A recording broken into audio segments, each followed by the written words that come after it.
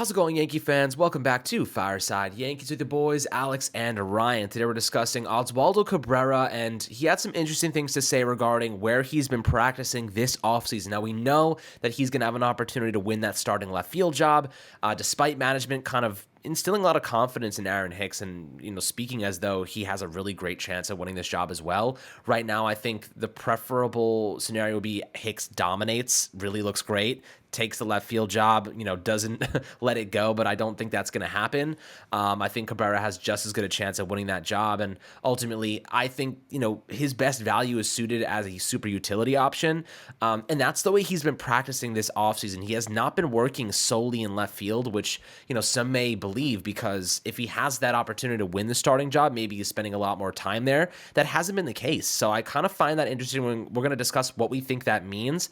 And then some interesting quotes from hitting coach Dylan Lawson on Josh Donaldson and what his role is going to be this upcoming season, which, a lot of us kind of feel as though he should be a depth piece behind DJ LeMahieu on the hot corner. That's really the only position he can play, and you can't leave DJ LeMahieu out of the equation. But Ryan, before we dive into Oswaldo Cabrera, his value, what do you have to say about, his work this offseason and where he's kind of been improving on? How you do today, my friend?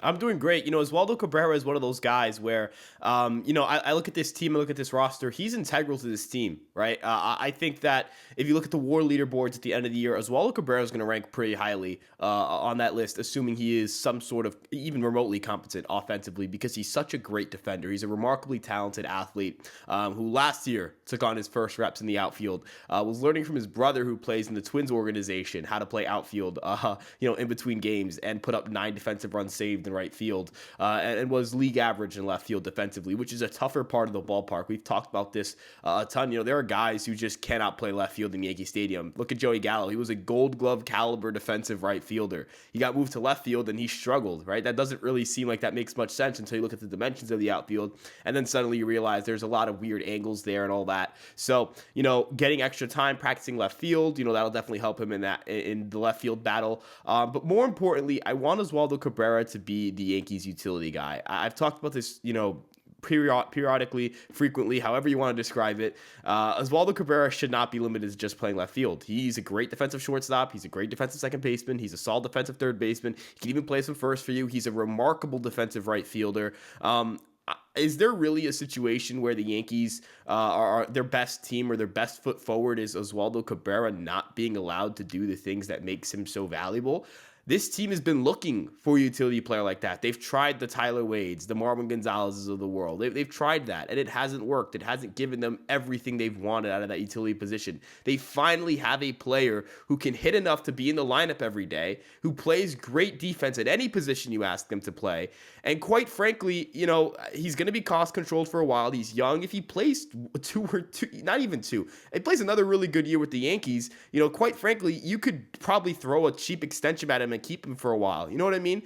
Quite frankly, the Yankees cannot limit Oswaldo Cabrera's potential, or in a sense, his value to this team. It's being all over the diamond. It's not being stuck in left field, which is arguably his second worst defensive position behind first base. I don't know how good he is at first base because we saw him in such a small sample, so I just assume that's his worst defensive position. But, we're talking about shortstop. We're talking about third base, second base, all off season, right? Yes, the Yankees have options there, but some of them are rookies. Some of them are older guys, right? If Josh Donaldson doesn't pan out and you want to move, Oswaldo Cabrera into the infield, that could happen, right? What if DJ LeMahieu gets hurt? What if Peraza struggles? What if Volpe's not ready when Peraza struggles, right? How are you going to manage your lineup if you stuck Oswaldo Cabrera in left field and you've been having Hicks kind of ride the bench? Then you ask Hicks, all right, go out there and start full time. It doesn't really make much sense for the Yankees.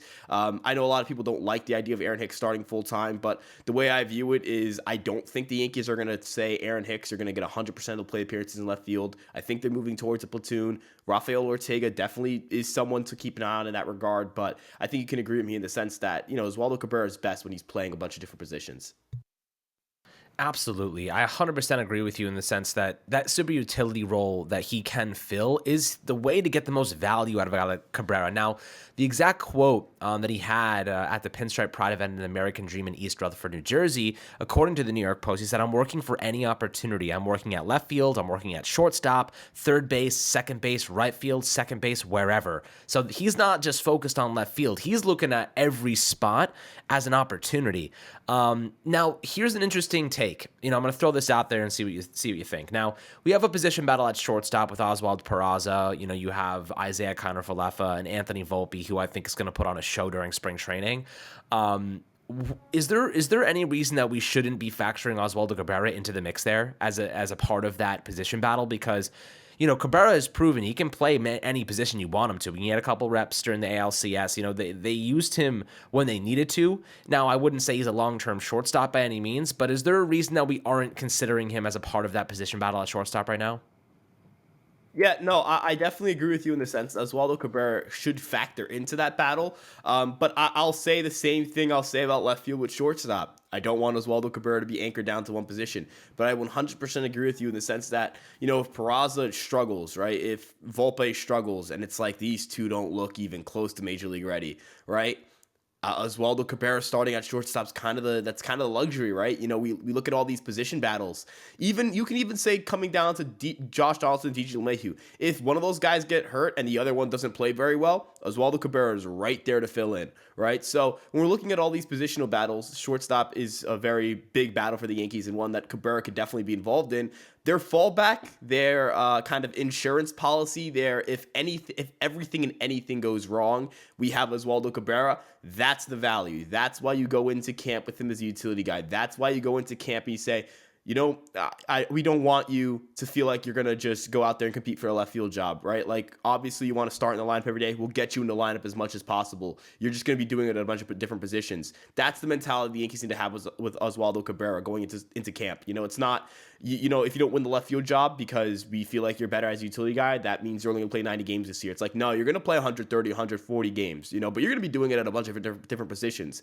Injuries happen all the time. Fatigue happens all the time. Sometimes a guy just needs 2 or 3 days off. We've seen this with, guys who don't hit the IL but are hurt enough that they can't really be in the lineup, or just illness. We saw at the end of the year after the Yankees celebrated winning the AL East, Gleyber Torres wasn't in the lineup for like a week. I don't know what he did during that celebration, but he wasn't in the lineup for a week. That's a situation where you have Oswaldo Cabrera there. You know what I mean? So, things happen throughout the season. Paternity leave, things happen all the time, right? These are people. These are not robots, right? They have things going on in their own personal lives. They have, people get sick all the time. People have, whether it be, just a bruise that keeps them a little banged up, or, they pull something, or they got a little bit of a cramp, whatever it may be, you've got Oswaldo Cabrera there. And as you mentioned, shortstop's definitely one of the positions where if the Yankees, just like left field, if the Yankees feel like they have to start someone there because they just don't have any options they're confident in, Oswaldo Cabrera definitely emerges as the best option there. Switch hitting shortstop, those are pretty rare.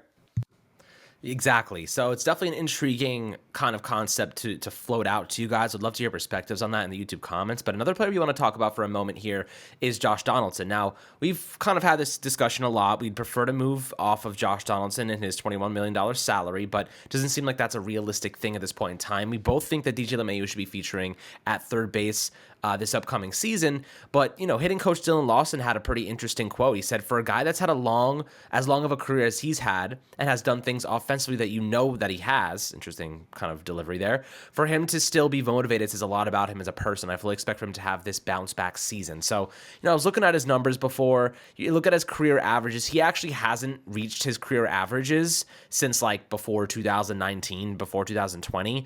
So the last 3 seasons, he's seen a pretty significant drop off in efficiency one way or another, whether it be his batting average or on base percentage or home runs. He routinely gets to double digits, but he's not hitting 20 plus at a regular rate anymore. The last time he really was electric, you're looking at 2018, 17, 16, when he really was putting together solid year by year numbers. Those numbers have since steadily decreased. You know what I mean? When you see steadily decreasing numbers year over year, and the guy that you're talking about is 37 years old, I think it's safe to say that his best days are behind him. I don't even think he reaches his career averages this upcoming season, because his career averages is over a 36% on base rate. He's probably hovering around 32, 33% maximum, in my opinion. He's probably going to hit like 240. Maybe he gets to like 15 homers again. And offers good defense, but his offensive pop, while Dylan Lawson and, whether it's Aaron Boone or Brian Cashman stand behind Josh Donaldson and what he did in the past, we're talking about the past. We cannot continue justifying, playing or starting somebody based on what they did 4, 5, 6 years ago. You know what I mean? This is what we're doing with Aaron Hicks as well, for what it's worth. We're talking, this is the same exact way they talk about Aaron Hicks, the same exact way they talk about Josh Donaldson. They're capable, they're gonna bounce back, they have this, they have that. I'm like, come on. Like, these guys are older now. Like, they're only getting worse. They're not getting any better. So at least Hicks is a little bit younger than him. Donaldson is on the back end of his career and he's well past his prime. What are your thoughts about that? I don't anticipate a bounce back. It may be slightly better than last year, but even then, you're still looking at a player that you don't really consider to be an asset or a solution in the batting order, more of a liability. Yeah. So as you mentioned, if we're just looking at it, cover the name, look at career trends, look at, how we typically regress players as they get older. There's nothing that would point to Josh Donaldson returning back to his career norms. And this isn't me trying to be, Mr. Negative here, whatever it may be. I would say I have a relatively positive outlook on the team, but ultimately, I think this is more so the Yankees trying to instill confidence in Josh Donaldson and openly support him because he's on their roster, and that's what they're going to do, right? If people are going, I don't want to sit here and say that, the Yankees saying that is a good thing or anything like that, but quite frankly, those are the type of comments you're going to hear about players on the roster, right? There's no reason to go out to the media and say, yeah, this guy kind of, he sucks, it really wouldn't bode well in the clubhouse, but I definitely agree with you in the sense that, Josh Donaldson, I don't think, has warranted getting the starting nod on opening day, right? Assuming there are no injuries between now and spring training and the end of spring training, which is, obviously things can happen. You don't ever know. There's no reason to start him, right? You have DJ LeMay who can play third base and do so at an excellent defensive level. And I think we can both agree is the better hitter here. Provides the Yankees on base skills that the Yankees need at the top of the lineup, right? I think the best way to look at this is, what do the Yankees need more? A guy who can get on base or a guy who can slug? And I would say DJ LeMay's ability to get on base is more valuable because Josh Donaldson doesn't really even slug anymore. Gleyber Torres can handle second base. You have a shortstop battle, as you mentioned, Peraza, Volpe, if need be, Cabrera, right? You have Rizzo at first base. That's not going to be in any contention there. Quite frankly, when we're looking at this Yankee team, there's no real avenue where you look at Josh Donaldson and say he should start on opening day. I don't really think there's a justification for it. And then as Volpe comes up as well, that creates even more of a log jam. I didn't even mention IKF because I think the log jam is going to get him definitely moved or traded in some regard. I don't see him making surviving spring training with the team. Not that he's going to get DFA'd or anything, but I think they're going to find a trade partner. But as you said, age, the performance last year, a drop off in all of his power departments, right? Josh Donaldson got worse in max exit velocity, worse in, barrel rates, worse in hard hit rates. Everything got worse. That's not something you want to see, or that should lead you to think this guy's going to get back to what he was in years past. Can he give you a 110 WRC plus? Maybe. With good defense, you'll take it as a fifth infielder. But are we going to see, as you mentioned, career average of a 134 WRC plus? Absolutely not. Yeah, there's no way that Donaldson's turning things around at that level. But guys, I'd love to hear your perspectives below on the few topics we've discussed. We have training camp coming up in a couple days, spring training coming up. And I have to say, it's been a long freaking off season, man. It's been just grinding out these videos and grinding out these topics and content. So if you're made it to the end of this episode and you're with us, it's going to get a lot busier in a couple days, and we're very excited to show you guys all that we have planned and all the great stuff that we have in the near future coming out. As you probably saw, we just had an interview with Spencer Jones, which was awesome. Go check that out. Exclusive stuff there.